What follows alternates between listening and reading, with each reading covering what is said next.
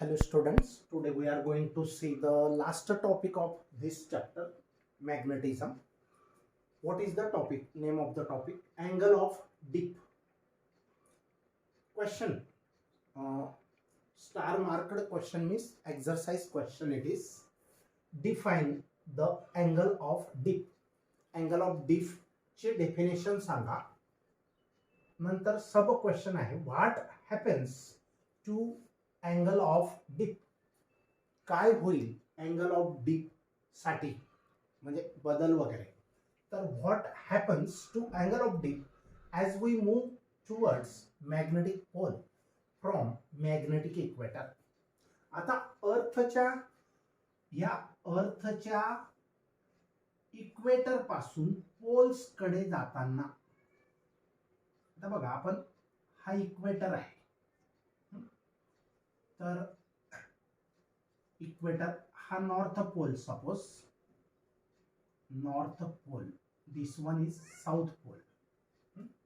तर इक्वेटर पासून north pole कडे अथवा इक्वेटर पासून साउथ पोल कडे, इकडून इकडे अथवा इकडून इकडे, किंवा या इक्वेटर कडून या नॉर्थ कडे किंवा इकडून साउथ कडे जाताना काय बदल होईल. What happens to angle of dip as we move towards magnetic pole. Magnetic pole कडे जेव्हा आपण जाणार त्यावेळी या अँगल मध्ये काय बदल होईल फ्रॉम मॅग्नेटिक इक्वेटर. आता मॅग्नेटिक इक्वेटर आणि जिओग्राफिक इक्वेटर मध्ये फरक आहे. आपण ऍक्च्युअली मॅग्नेटिक इक्वेटर आणि जिओग्राफिक इक्वेटर मागच्या पिरियडला आपण पाहिलं, तर हा मॅग्नेट थोडासा टिल्टेड आहे. North pole, magnetic north pole, magnetic south pole, and this one is the axis of rotation of the earth. हा जो अँगल आहे हा अँगल 11.3 आहे, म्हणजे थोडासा मॅग्नेटिक इक्वेटर. मग या मॅग्नेटचा हा जो इक्वेटर आहे हा मॅग्नेटिक इक्वेटर आहे. मॅग्नेटिक इक्वेटर मागच्या पिरियडला आपण ऍक्च्युअली पाहिले, आणि हा जिओग्राफिक इक्वेटर आहे. जिओग्राफिक म्हणजे अर्थचा इक्वेटर. तर काय होईल जेव्हा आपण magnetic pole, when we move towards magnetic pole, magnetic pole कडे जाणार. कुठून? From magnetic equator. Magnetic equator कडून मॅग्नेटिक पोल कडे इकडे अथवा इकडे जाणार, तेव्हा काय होईल. अगोदर अँगल ऑफ डीप ची डेफिनेशन काय आहे बघा. Angle made by the direction of resultant magnetic field with the resultant magnetic field with the horizontal at a place is called angle of dip at that place. एखाद्या ठिकाणचा angle of dip हा angle म्हणजे कोणाकोणामधला angle हा horizontal आणि resultant magnetic field of the earth यांच्यामधला angle. हे resultant magnetic field आहे, direction of earth's resultant magnetic field B. Magnetic field B हे रिझल्टंट मॅग्नेटिक फील्डची डायरेक्शन आहे. ही मॅग्नेटिक कंपास आहे, कंपास निडल किंवा चुंबक सूची आपण त्याला म्हणतो, आणि ही हॉरिझॉन्टल आहे. आता अँगल मेड बाय, हा अँगल याला म्हणतात फक्त dip or angle of dip, denoted by letter phi. तर angle made by the direction of, म्हणजे ही direction of resultant magnetic field of earth, अर्थचं रिझल्टंट मॅग्नेटिक फील्डची डायरेक्शनने केलेला अँगल. कोणाशी? विथ द हॉरिझॉन्टल, या हॉरिझॉन्टलशी. ही direction of earth's resultant magnetic फील्डची डायरेक्शन आहे. ह्या डायरेक्शनशी हॉरिझॉन्टलने केलेला angle. Angle made by the direction of the resultant magnetic field of the earth with the horizontal at a place. एखाद्या ठिकाणी, आता हे ठिकाण चूज केलं तुम्ही तर हा अँगल वेगळा असेल, बरोबर. At a place is called angle of dip at the place or at that place. समजलं. मग कोणाकोणामधला अँगल? Direction of earth's magnetic angle made by the direction of resultant magnetic field of the earth with the horizontal at a place is called angle of dip phi at that place. आता at the magnetic pole जे magnetic poles असतात north south, तर value of phi is equal to 90 degree. त्या ठिकाणी हा angle of dip 90 डिग्रीचा असतो at the magnetic poles. North असो अथवा साऊथ असो त्या ठिकाणी व्हॅल्यू ऑफ फायची व्हॅल्यू 90 डिग्री असते. And it goes on decreasing आणि ती कमी कमी होत जाते when we move towards the equator. जेव्हा पोल कडून इक्वेटर टू पोल कडे जाताना ती वाढत जाते आणि ॲट एक्झॅक्टली पोल्सला ती 90 डिग्री असते. Value of phi, that is angle of dip is of 90 degree when we move from magnetic equator to the magnetic poles, and the value of phi is 90 degree at the magnetic pole. Value of phi is 90 degree and it goes on decreasing when we move towards the equator such that, आणि poles to equator कडे जाणार तर इक्वेटरला ती कमी कमी होत जाते when we move towards the equator such that the equator value of phi at equator the value of phi is 0 degree. तर इक्वेटरला phi ची व्हॅल्यू 0 असते आणि पोल्सला ती 90 डिग्री असते. समजलं? मग अँगल ऑफ डिप कोणाला म्हणायचं? Angle made by the resultant magnetic field of the earth with the horizontal at a place is called angle of dip phi at that place. Value of phi is 90 degree at poles. When you move from magnetic equator to poles, it goes on increasing.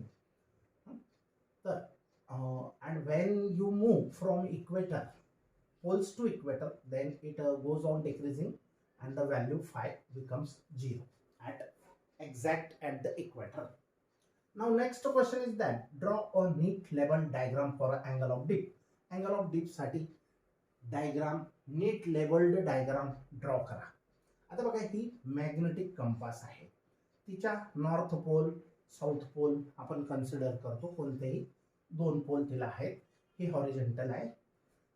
या हॉरिझॉन्टलला हे earth's magnetic field resultant म्हणजे अर्थच्या terrestrial मॅग्नेटिझमने जर आपण check केलं magnetic needles, if it is allowed to stand then it remains remains at rest in this direction, and the angle phi is the angle of dip.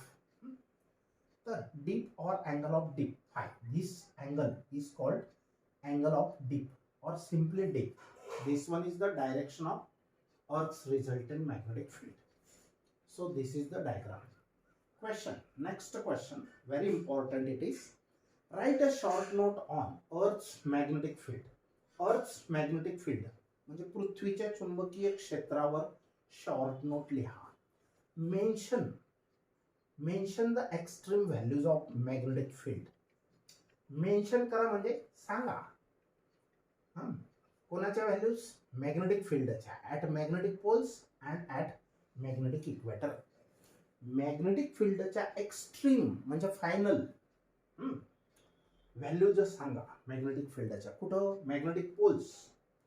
Geographic poles नाही बरं, magnetic poles and magnetic equator. Magnetic equator हा आणि हे magnetic पोल्सच्या ठिकाणी earth's magnetic field किती असतं त्याच्या value mention करा, सांगा. आता बघा, magnetic force experienced per unit pole strength is called magnetic field at that place. आपण हा फॉर्म्युला शिकलोय बघा. हा फॉर्म्युला कुठून तयार केला होता? इलेक्ट्रोस्टॅटिक्स मध्ये. इथं चार्ज क्यू होता, इथं इलेक्ट्रिक फील्ड होतं ई कॅपिटल आणि इथं एफ ई. तर हा electric force charge into electric field असा फॉर्म्युला होता. त्या फॉर्म्युल्यावरून हा फॉर्म्युला आपण शिकलो मॅग्नेटिक फील्डसाठी. फक्त इथं क्यू ला एम लावायचं म्हणजे ही magnetic pole strength. Q suffix M is the magnetic field strength, magnetic pole strength, sorry, magnetic pole strength. B is the magnetic field, Fm is the force, magnetic force. तर question असा आहे बघा, magnetic force experienced per unit pole strength is magnetic field at that place. आता हाच formula आपण असं बनवणार आहे, Fm अपॉन Qm, हा Qm इकडे डिवाइड करा, इज इक्वल टू बी. आता बी म्हणजे मॅग्नेटिक फील्ड. मॅग्नेटिक फील्ड काय असतं, force experienced by, force magnetic force, हा Fm काय आहे, मॅग्नेटिक फोर्स आहे. Magnetic force experienced per unit, per unit म्हणजे अपॉन काय आहे, पर युनिट पोल स्ट्रेंथ, मिस Qm is called magnetic field B at that place. Magnetic field force experienced by किंवा experienced per unit pole strength is called magnetic field at that place.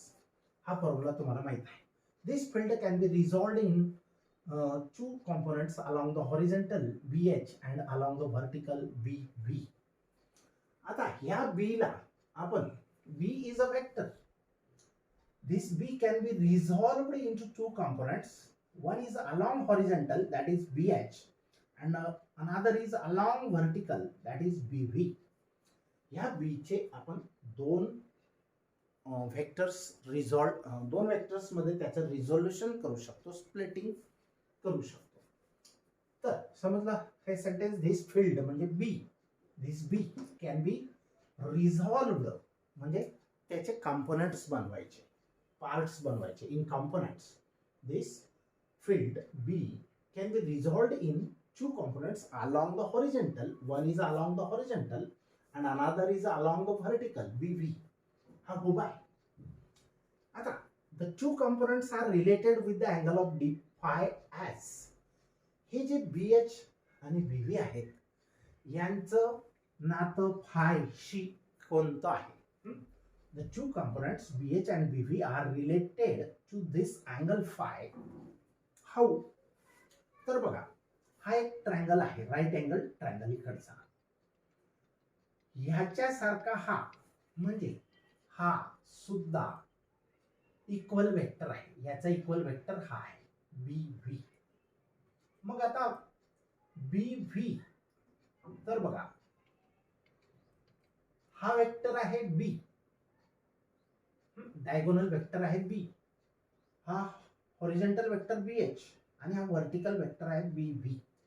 आता phi अँगलचं relation या दोघांसाठी कसं आहे बघा, या फायचा कॉस रेशो घ्या, कॉस रेशो या ट्रायंगलसाठी. कॉस ऑफ फाय काय असेल, adjacent upon hypotenuse, means BH upon B, BH upon B is equal to cos phi. तसंच या फायचा साइन रेशो घ्या. साइन रेशो कसा घेणार, opposite upon hypotenuse. Opposite side कोणती, ही म्हणजेच ही BV upon hypotenuse B, BV upon B is equal to sine of phi. मग पुढे जाऊन हे समजलं की नाही, कॉस ऑफ फाय रेशो घ्या. इथं कॉस फाय म्हणजे ऍडजसंट साइड अपॉन हायपोटेन्यूस, ऍडजसंट म्हणजे लगतची बाजू भागिले कर्ण, लगतची बाजू आहे BH अपॉन कर्ण म्हणजे hypotenuse B, BH upon B is equal to cos phi. मग तो अपॉन B ला इकडे शिफ्ट केला तर BH is equal to B cos of phi. तसंच साइन रेशो घ्या फायचा. साइन रेशो कसा असतो, समोरील बाजू भागिले कर्ण. समोरील बाजू ही म्हणजेच याचा इक्वल वेक्टर आपण याला ट्रीट करतोय BV. तर समोरील बाजू BV, opposite side upon hypotenuse, BV upon B, BV upon B is the sine phi. मग तो अपॉन B इकडे शिफ्ट केला तर BV is equal to B sine phi. मग आता बघा BH आणि BV दोघं व्हॅल्यू आपण फाइंड आउट केल्या याच्यावरून. आता BV ला अपॉन BH करा, एक ratio BV upon BH, left upon left. मग B sine phi upon B cos phi, हे अपॉन हे. आता BB gets cancelled, this B same it is, so cancelled. Now BB upon BH, this implies that sin phi upon cos phi is the tan phi. What does this phi indicates? That gives the direction of resultant magnetic field, Earth's resultant magnetic field B. हा phi find out केला म्हणजे आपल्याला horizontal तर माहितीच असतं, फक्त phi determine करताच resultant field of Earth's resultant magnetic field of Earth can be direction of resultant magnetic field म्हणजे B ची डायरेक्शन ती दिसते. Direction of Earth's resultant magnetic field he B ची डायरेक्शन आपल्याला phi ची व्हॅल्यू मिळताच find out करता येऊ शकते. ऑल्सो अजून या ठिकाणी ह्या ट्रायंगल मध्ये हा BH आहे, हा BV आहे, हा B आहे. मग पायथागोरस अप्लाय करा.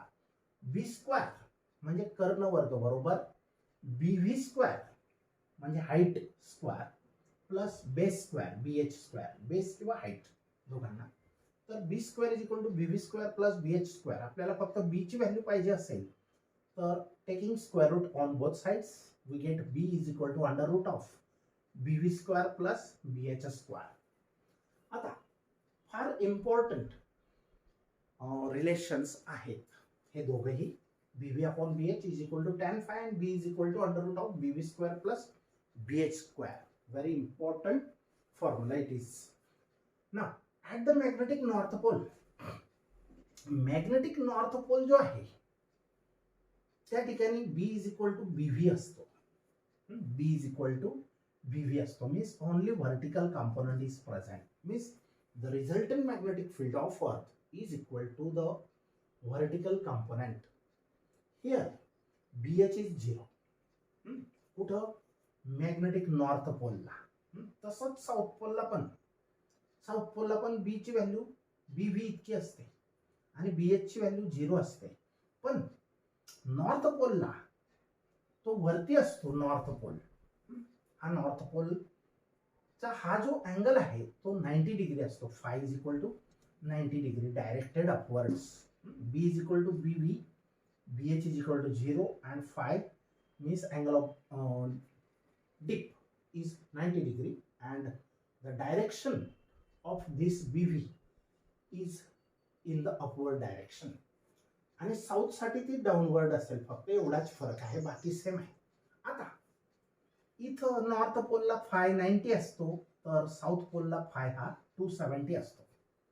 म्हणजे आपण हे जे सर्कल आहे अँगलचं, तर या ठिकाणी आपण जर इथून इथं गेलो, इक्वेटर टू मॅग्नेटिक पोल हा नॉर्थ पोल आहे, सपोज हा साऊथ आहे, तर इथून इथं गेलो तर 90 डिग्री फायची व्हॅल्यू किती असते 90 डिग्री. आणि तसंच इथून इथं गेले तर 90 प्लस 90 प्लस 90 किती झाले 270 degrees. This 3 quadrant angle, first, second, third, 3 quadrant angle, that is 270 degree. तर साऊथ पोल साठी 270 असतो फायची व्हॅल्यू. आणि BH नॉर्थ असो का साऊथ असो, BH म्हणजे हॉरिझॉन्टल कंपोनंट त्या ठिकाणी 0 असतो. आणि जो असेल रिझल्टंट तर तो ओनली BV असतो. म्हणजेच रिझल्टंट मॅग्नेटिक फील्ड ऑफ अर्थ is equal to the vertical component, Earth's vertical component. त्याच्यानंतर एनिवेअर आपण नॉर्थ आणि साऊथ साठी या व्हॅल्यूज पाहिल्या. आता anywhere on the magnetic equator वर एनिवेअर.